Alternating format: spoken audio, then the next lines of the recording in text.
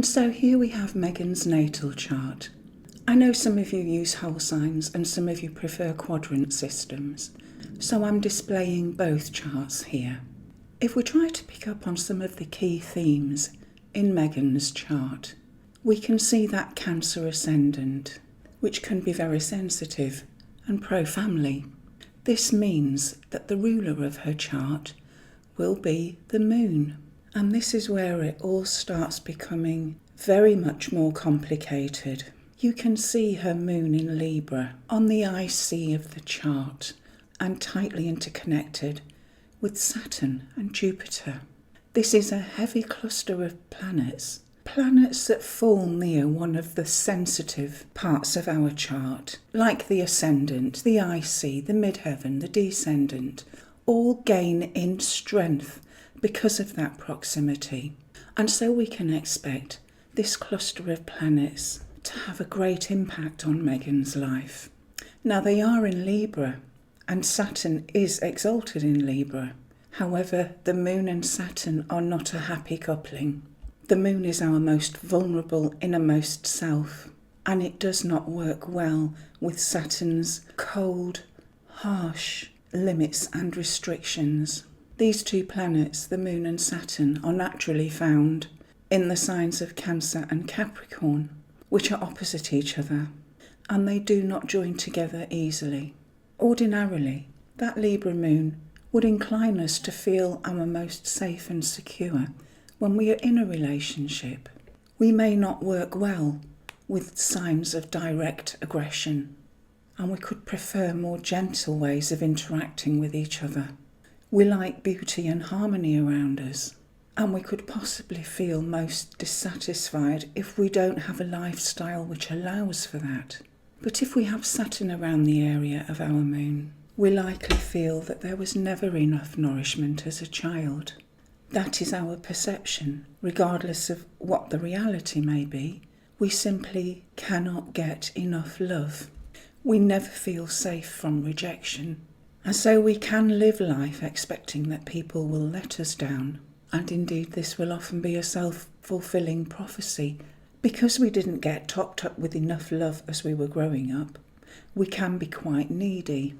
We certainly learn early on that self-sufficiency is best, and we may work hard. In fact, we can move mountains at work, but we have this persistent fear, which will often be unconscious, that there will be more disappointment and rejection. And so we try to control things around us.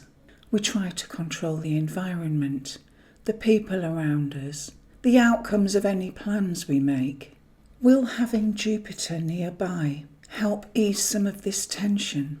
Well, it certainly brings some ability for bending and compromising. And if we view Jupiter as the planet which brings good fortune and opportunities, then Jupiter here in Libra could quite literally suggest good luck in relationships, because it is in Libra the sign of relationships. But all of this is in a square to that natal Mars. Mars is in Cancer, and Mars is not happy here. Mars is a hot and fiery planet. Cancer is a sensitive water placement, and so Mars finds it difficult to express its symbolisms here. If Mars is how we express our will, how we get what we want, how we show our anger, whether we can aggress, Cancer is retiring, feminine, negative, and is an uneasy place for Mars to be in. Square aspects create a tension dynamic in a chart, and so we can have no doubt that Meghan will certainly go for the things she wants, but her methods will not always be direct or transparent. Between that difficult Mars and the fact that Moon is in Libra, expressing what we want clearly and openly may be a struggle. And it is with aspects like this that people may often need to resort to different methods of asserting their will and going for the things they want. Tools like manipulation and control may be easier to use, and we would need to be on guard against this. Now, if we look more closely at Saturn and Jupiter, These are two social planets. They're not actually classed as personal planets, but they can often feature in varying aspects in the charts of people who will reach positions of eminence or achieve great success in their field. One way of looking at this pair is to work out which planet of the two is in the lower degree.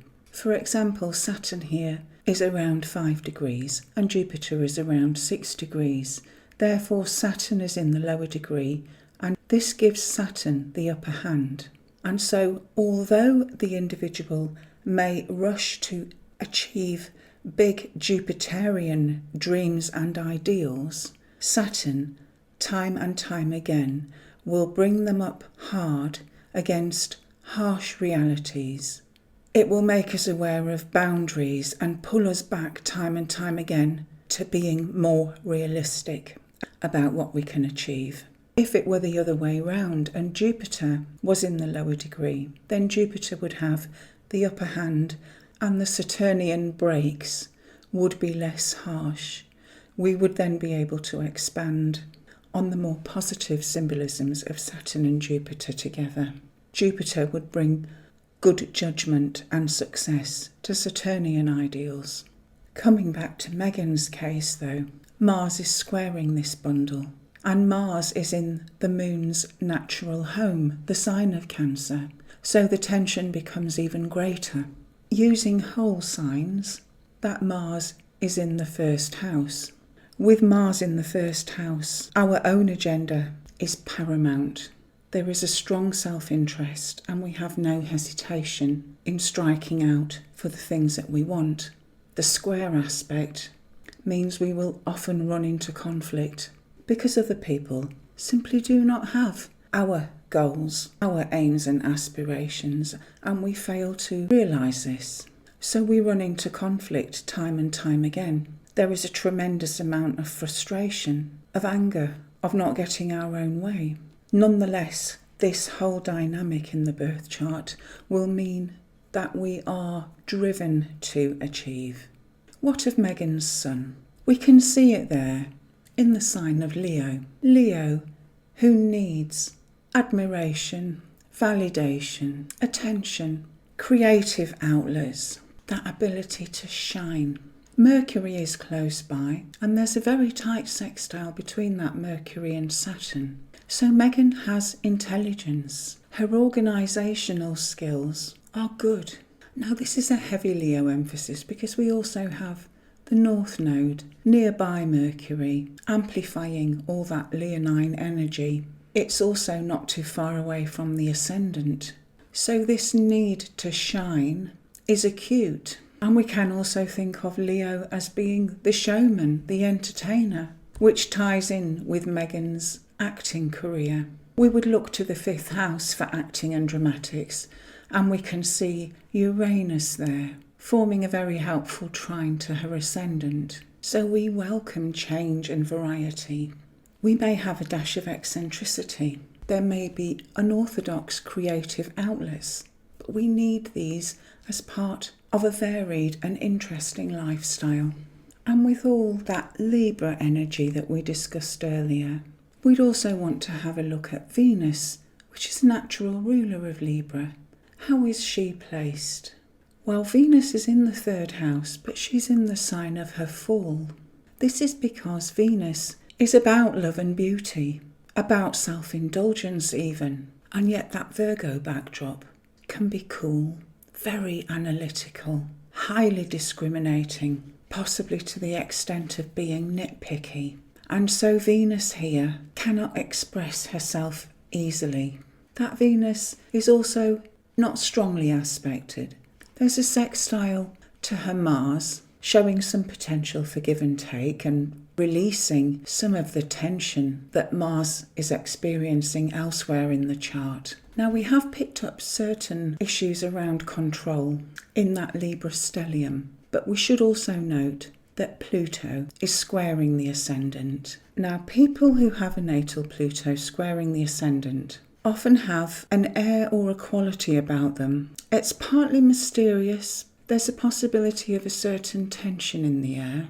something undefinable. But these are certainly not people to cross. They hate to give away their personal power to anybody else, and they will not stand for others trying to take control of them. So there may be problems in life, there may be challenges. These people do not bend gladly to the will of others, be they people or organisations or governments, and there can be problems with authority because of this. On the positive side, there can be a good deal of inner strength, but it does mean that progress in life may come with distinct and regular challenges. I have mentioned that Chiron is going to be part of today's discussion, but Chiron in Meghan's chart is not strongly aspected. There's a sextile to her ascendant, so we know that there is, even to a small degree, some inner wound relating to appearance and the way Meghan projects herself to the world. Chiron is in a Yod formation with Pluto and Neptune, but many other people born around the same time as Meghan will have this too. So we'll make a note of that sextile to her ascendant, and we'll be returning to this very soon. Now if we have a quick look at Harry's natal chart, again we've got both the whole sign version and the Placidus chart. In fact, the Placidus chart is probably the better of the two charts for illustrating why Saturn Moon are so important in this video. We can see that Harry's moon is down there on the IC, just a few degrees away from it, so most certainly conjunct to it. And Saturn is at the other end of the axis, up there on the midheaven, within a few degrees of it. We can go quite wide on orbs with this one because it is the moon. Aspects to the sun and the moon often show up pretty strongly, even with orbs of 10 degrees. But in this case, the moon opposes Saturn by an orb of about 8.5 degrees. And we can be certain that this is a key feature in Harry's life. Because both of these bodies are conjunct angles, Saturn is so important because it is Harry's chart ruler. And the pairing of Saturn and the moon in an opposition context repeats some of the themes that were in Meghan's chart. Themes which we can often ascribe to an early relationship with a parent, often the mother, which was disappointing. It was distant. Our perception was that we did not receive the nourishment and the love we needed. And so there is an innate fear of rejection. We have difficulty in laying ourselves open to the possibility of more hurt. Now, with the opposition, there can be a great deal of subjectivity with this. It may often play out in relationship problems, because the opposition has that 1st to 7th house dynamic, and we may struggle to be objective about our own behaviour. And so again, because of our fears of rejection, we can project a cautious exterior to people because we are scared of them becoming closer. People in turn interpret this as being a closed door. And so we are likely to be rejected again and to deal afresh with those same problems of rejection, of disappointment, of feeling abandoned. I think anyone who can remember 2 young boys walking behind the funeral procession of their own mother would understand the tremendous emotional fallout. For William and Harry, Moon-Saturn aspects of all kinds can contain the seeds of great anxiety. And indeed, this is something that Harry has spoken openly about. With the opposition of Moon and Saturn, we may look at our lives very subjectively and feel somewhat victimised by difficult life events. However, we can also detach from our feelings quite easily if we pursue fields like business, politics, where there is a need to act with detachment. We have the potential to keep our feelings out of the work arena and achieve great success. And this could well be an area where Meghan and Harry are able to make future progress. In Harry's case, if we look at that Capricorn ascendant, which can be very ambitious and very aware of the different layers in society of the career ladder. There are some strengths in this chart which would lubricate the rungs of the career ladder, so to speak. We have the moon exalted in Taurus. It trines that sun, which is in the 9th whole sign house. Now, the moon represents our emotions, and the sun is representative of our identity, our core purpose. And the two are blending together so easily in practical earth signs, which aligns our purpose, the direction we want to go, together with our emotional constitution, and we know exactly what we want and how to go about getting it. It's as though there is no friction to stop us moving forward and knowing how to go about getting what we want. So there is a certain self-confidence and optimism here. Core parts of ourself are working in harmony. We have an understanding of how to project ourselves. Our emotional and physical vitality is strong. We can draw people towards us relatively easily, and we can use this charm and popularity to get what we want. The sun in Virgo is organised and practical. It likes stability. And we have Mercury in Virgo as well, one of its natural homes. And it forms quite a close trine with Jupiter. This is an aspect which brings some wisdom, optimism, and it's also an aspect we would often find in the charts of people who are natural teachers, the mentors of the world, the coaches. It is very likely that Harry would be able to show people the ropes and help them to move forward. That Mercury is not without difficulty, although I believe it would handle the difficulties well. And this is because it is squaring Uranus and Chiron. It is in a T-square with the two. Now, this ties in with some of the things that we already know about Harry. There is a possibility that he has an attention deficit disorder. There is certainly something about that Mercury which is wounded or damaged by Chiron in the areas of mental processing, communication, writing. That Chiron is in Gemini too, which is the sign of our processing and communication abilities. And so it is quite a highly strung Mercury, possibly one that picks up things very quickly and processes them at high speed, but which can sometimes be almost flooded by the tension from Uranus, to the extent that it is overwhelmed and short-circuited with the stress of too much incoming too quickly at speeds with which we cannot keep up. Harry's Venus in Libra is in its own sign, and harmony is very important.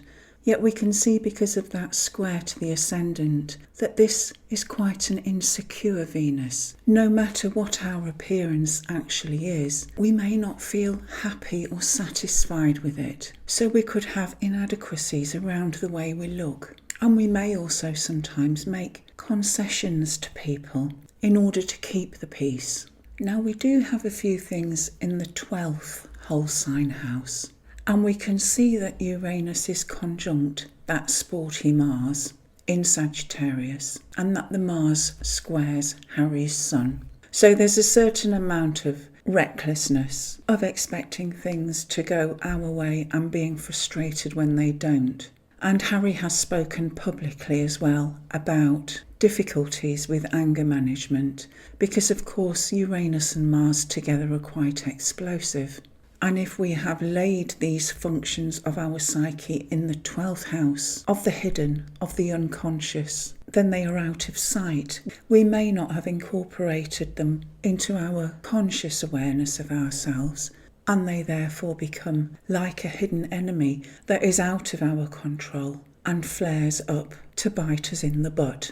And the square between the Sun and Neptune repeats the theme in Prince William's chart too, although I think his is the opposition. But we have difficulties with self-identity, with boundaries and purpose, with sensitivity, with focus and direction. And because this is an aspect with the Sun, this can sometimes say something about the father-son relationship, the availability of the father, and whether it was perhaps not possible for him to be a consistent and strong presence in their lives.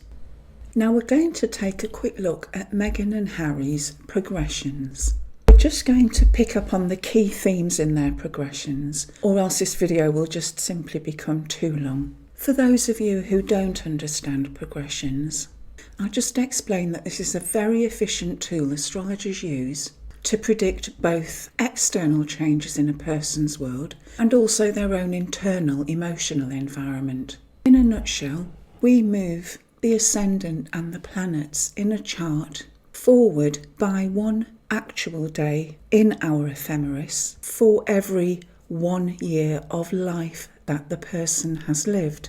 The sun will move forward by roughly 1 degree. The moon will move forward by possibly 11 to 14 degrees. The other personal planets will move forward too. The outer planets will move extremely slowly over the course of just 1 day.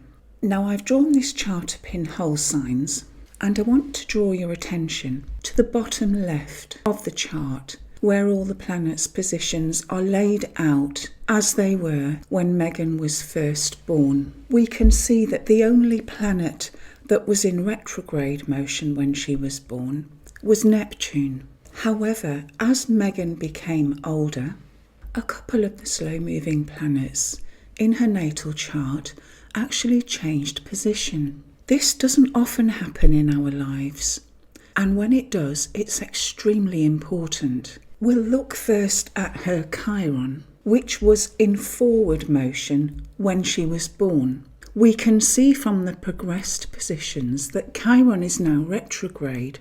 So at some point in Meghan's life, Chiron changed its perceived motion from our Earth point of view. When did this happen? Well, Chiron turned retrograde when Meghan was 24.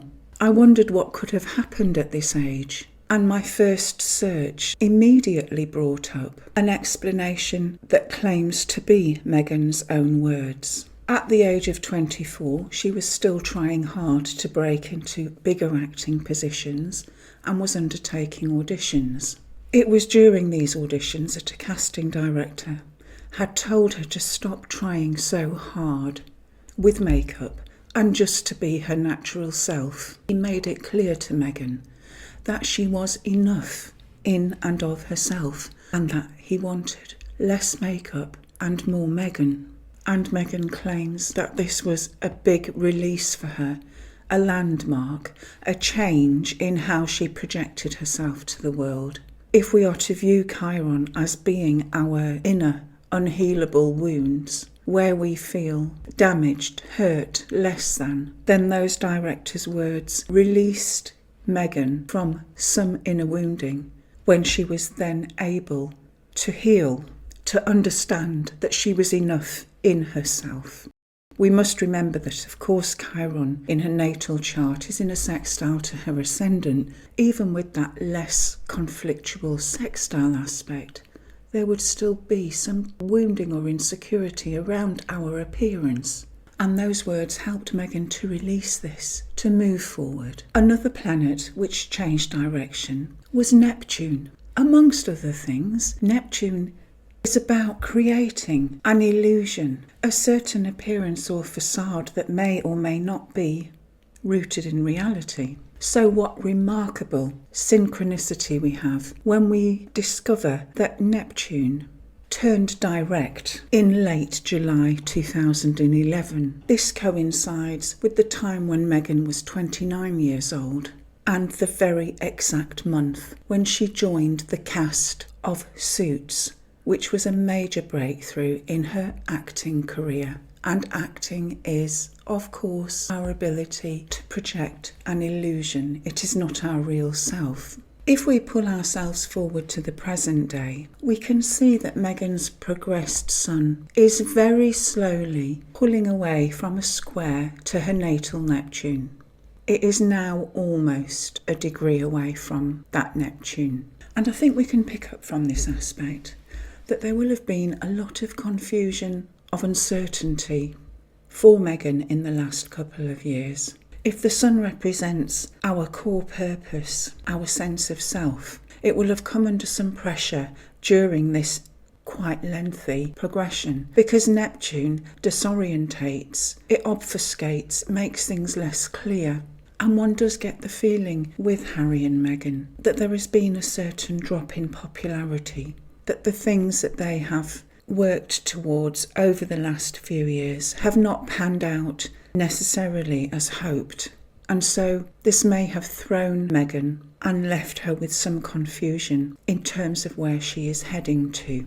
This aspect would have perfected itself around May of 2023, and so its influence will be much less now and falling away all the time. Can we see any new energy coming along to take its place? I think Meghan is going to become increasingly positive about something new. And this is because her progressed sun, which is currently at 23 degrees and 14 minutes of Virgo, is just about to start entering into a sextile with her ascendant. This is allowing a degree of orb. And I think there will be a new positive outlet for Meghan's energy, for her vitality, something which picks her up and presents new opportunities for her to express her solar nature going forward. And in fact, her progressed midheaven is going to be moving into an opposition with natal Uranus. In other words, her progressed IC will conjunct Uranus because, of course, the IC is opposite to the midheaven. The IC can represent our roots, our home.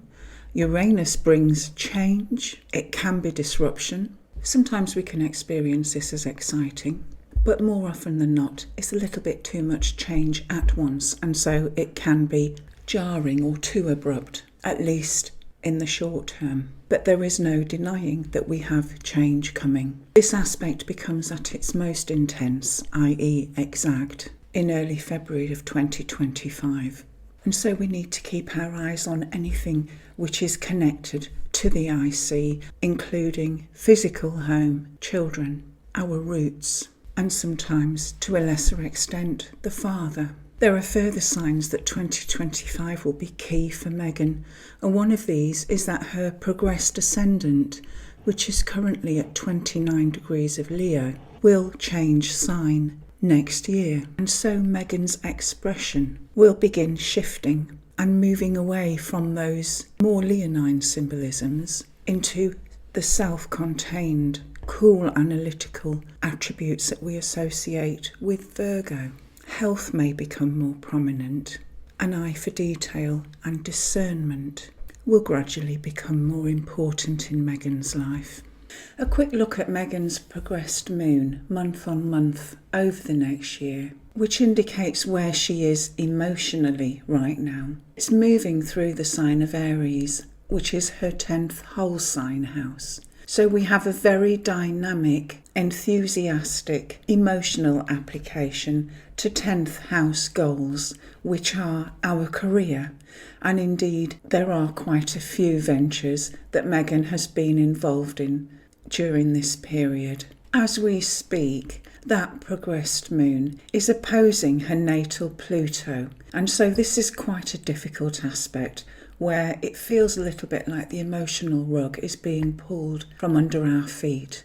Perhaps a feeling like our control is being taken away from us, of change, potentially a feeling of being emotionally threatened. Those are the enduring emotional overtones that Meghan is in right now. There is a simultaneous trine aspect to her natal Neptune, so perhaps this is part of Meghan wishing to pursue a dream, a vision that she has. And as we move through the months, we can see that that progressed moon will square her natal ascendant. Mid-year, during July and August, Meghan is feeling oversensitive and touchy, and things don't work to plan. As August unfolds, there could be an element of change or disruption by virtue of a quincunx to that natal Uranus. There could be unexpected developments which jolt and jar our world just for a few weeks.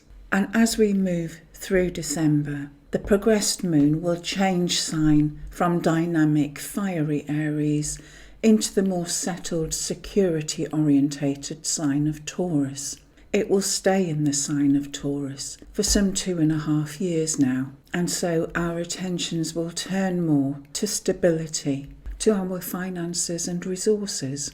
We are also in the 11th whole sign house, with the focus on friendships, on societies and organisations, on our life goals, our hopes and wishes for ourselves. However, before Meghan can get too settled into this, there will be a difficult aspect formed between that progressed moon and transiting Pluto. Towards the end of this year, Pluto will have retreated back into late Capricorn and then moved direct. And so Meghan's progressed moon, and so it will form a square with Meghan's progressed moon. And so this will again bring up those same Plutonian themes of feeling like our emotional stability is under deep threat. We may feel our control is being removed from us, and that unwanted or unwelcome emotional changes or the renewing and transformation of things around us is jeopardising our emotional stability. And is anything interesting happening in Harry's progressions? Well, if we look to his progressed Mars, it's currently at just over 14 degrees of Capricorn. And so we can see that it's pulled slightly ahead of his ascendant, which is around 11 degrees. When did that progressed Mars conjunct his ascendant? Well, with impeccable heavenly timing, that conjunction was exact in June 2020. This was the month when Harry and Meghan moved to California and marked the very important time of Harry's will to achieve, his drive, his desire to achieve things for himself, burst out from the 12th house onto the ascendant to begin its journey through his first house. His progressed sun moved into the sign of Scorpio in early 2022. And of course it will take roughly 30 years for the sun to move through the entire sign of Scorpio.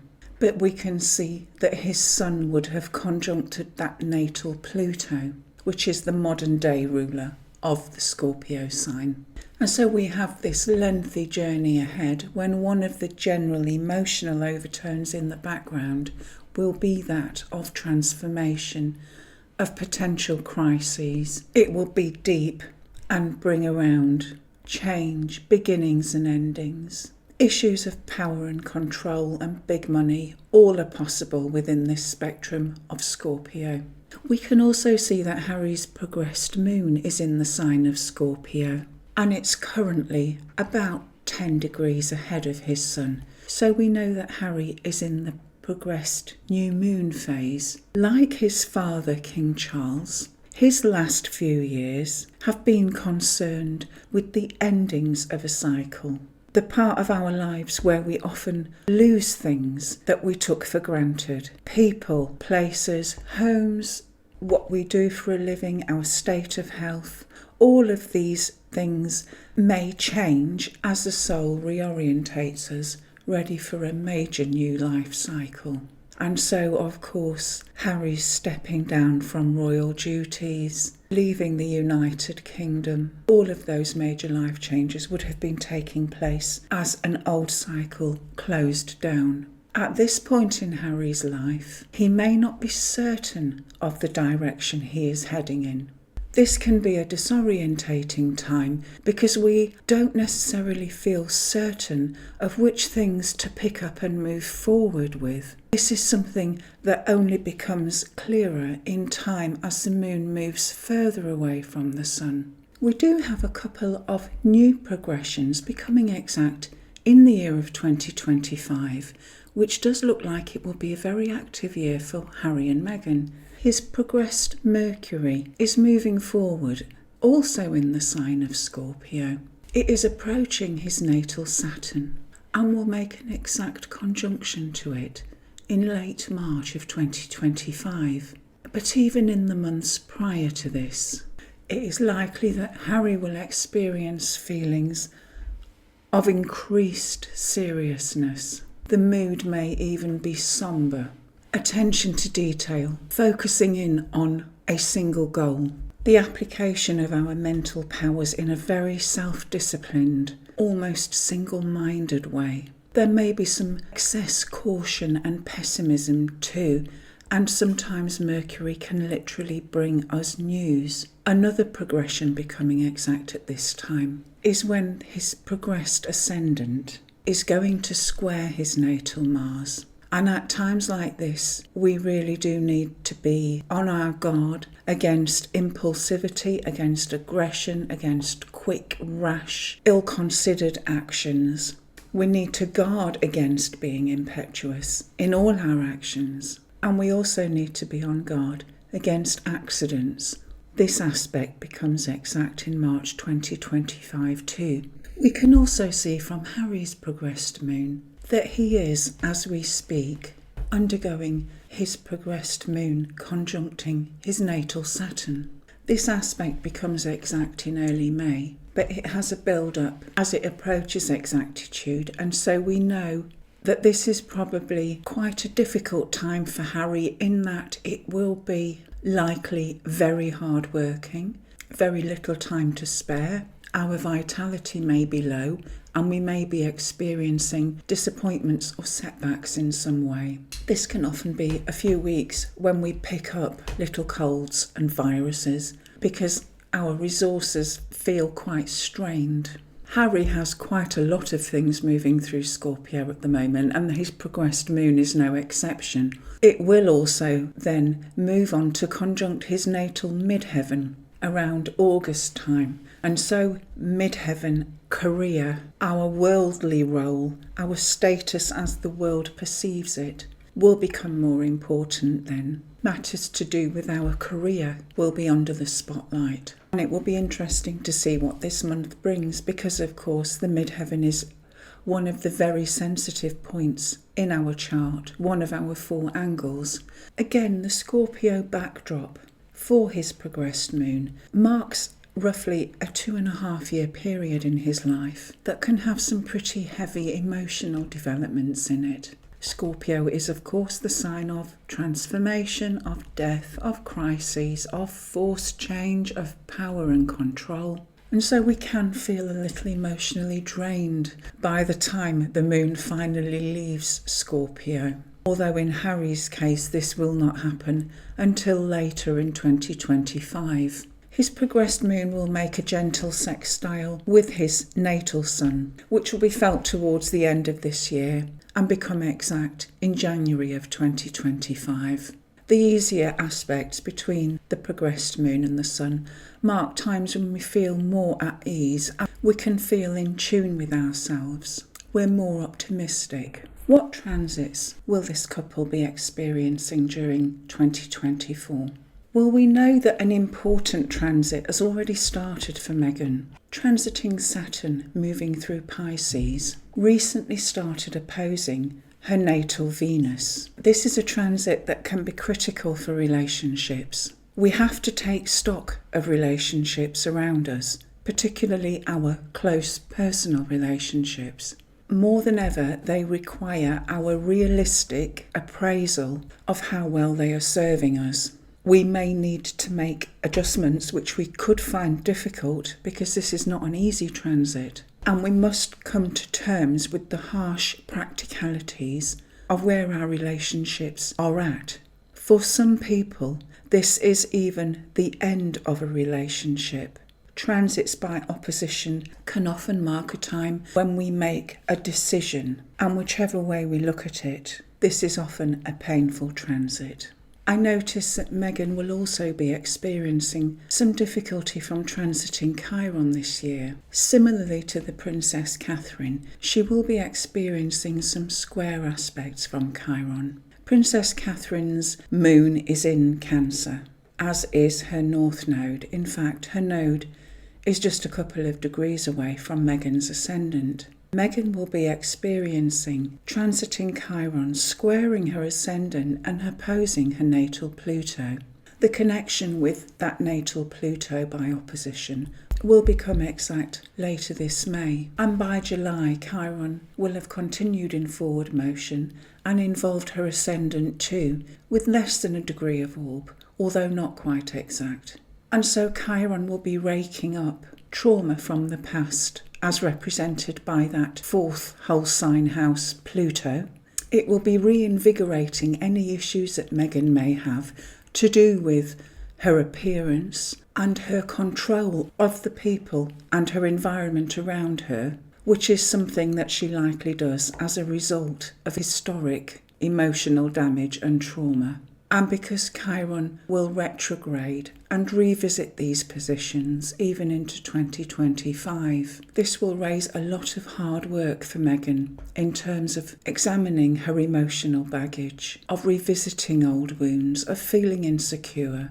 And under difficult Chiron transits, we can often find that fresh wounds are visited upon us in order to bring into our consciousness old historical pain that we may have buried until now. In fact, transiting Uranus will also be conjuncting her natal Chiron, an aspect which becomes exact in May next month, and which will further compound this issue of our innermost wounds.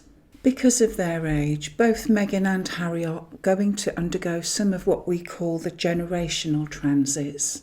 Those transits which we all experience in our very late 30s or 40s, the Uranus opposition to itself, the Neptune square, and in Harry's case, the Pluto square, as he is just a few years younger than Meghan. I won't cover these generational transits during this video or it will become too long. But suffice to say that these generational transits can reorientate our consciousness, make us reevaluate what we want out of life, and they can sometimes usher in change. Finally, the North Node will transit over Meghan's midheaven in June this year. This can also usher in important new contacts or developments, in this case related to her midheaven aims. And just out of interest, we know that Pluto is currently moving through the early degrees of Aquarius. And over the next couple of years, what will start happening is it will begin to trine Meghan's natal stellium of her moon, Saturn and Jupiter down there on her IC. I think this will be a very powerful time for Meghan, a time when she is able to make great leaps forward. Not entirely without difficulty, because Pluto is a very deep transformative energy, so interesting times lay ahead for Meghan. Now, where Meghan is experiencing some difficulty with Saturn transits during 2024, Harry is in a slightly different position. He will be undergoing a transiting Saturn trine to its own natal position, because Saturn is in Pisces. It will trine that natal Saturn in Scorpio, and then it will move on to trine his midheaven. And so this marks a time of stability, put in solid work, but for which there will be rewards. We will be able to plan, to prepare, to move forward with our Saturnian goals and our midheaven aims. That initial trine to natal Saturn has already started happening, and it would have first become exact in March of this year. The trine to his midheaven will become exact in May of this year. But because Saturn will turn retrograde as the year unfolds, it will pass over those positions again, and then by direct motion will make one final contact. So this marks a good few months when Harry can make remarkable, consistent progress. We do always have to put in work under a Saturn transit, but the positive aspects give us tangible, practical reward for the work. Will there be anything impeding Harry this year from Saturn? Well, yes, there will, because Saturn is also going to make a square aspect with his natal Mars there in the 12th whole sign house. And so this is going to put a spoke in the wheel, because he may run up against unexpected setbacks, obstacles, or barriers to success, which will be very personally frustrating, but which we have to contend with nonetheless. And so we may become aware in the last couple of weeks of April, or the first couple of weeks in May, of an impending difficulty. I cannot find confirmation of whether Harry will be visiting the UK during May for the Invictus Games ceremony, and whether indeed a visit to the UK could be caught up with this Saturn-Mars blockage. We're also aware that we have that Uranus-Jupiter conjunction coming up in literally a couple of days' time. Well, this conjunction is going to take place exactly on Harry's natal moon. Uranus, Jupiter and his moon will all be around 21 degrees of Taurus. Will this coincide with a time of surprise, a pleasant surprise, a sudden, unexpected and positive development for Harry? Uranus has been making a transit to Harry's natal moon over the last year or so, and Uranus always brings unexpected developments. It could even be that the news of his father's cancer was part of his whole Uranus moon transit, such is the level of unexpected developments and shocks that we can receive from Uranus. But where Jupiter has become involved, this speaks more of pleasant unexpected developments. I'll also add here a few solar arc aspects that will become exact for Harry this year. Solar arcs are a method of prediction by which every planet in the birth chart is moved forward a degree for every year of life. This happens regardless of whether it is a slow-moving outer planet, the sun or the moon. They all move forward by 1 degree. It is an excellent method of prediction, but we do have to bear in mind that the energy of the planets involved could materialise in an event that happens any time in roughly a 1-year period.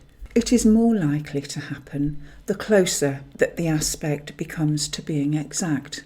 And in Harry's case, he has 3 important solar arc developments, which will be exact in 3 or 4 months' time. The first of those is that solar arc Chiron will square his natal Venus in roughly 3 months' time.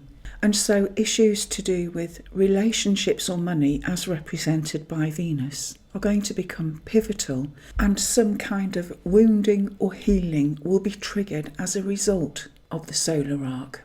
So we have Chiron Venus exact in roughly 3 months' time. And at the same time, we have his solar arc Jupiter in a square aspect with his natal Saturn. So issues to do with consolidating on growth, of contraction or expansion, of solid progress. These will be themes too in roughly 3 months' time. Lastly, solar arc Pluto will be conjuncting his natal Uranus, and this will be in 4 months' time. So we have the themes ranging from forced change, unexpected upheaval, great pressures being applied to our need for freedom and self-autonomy. These are all possible expressions of the 2 dynamics involved. We need to watch out for events in Harry's life around these few months.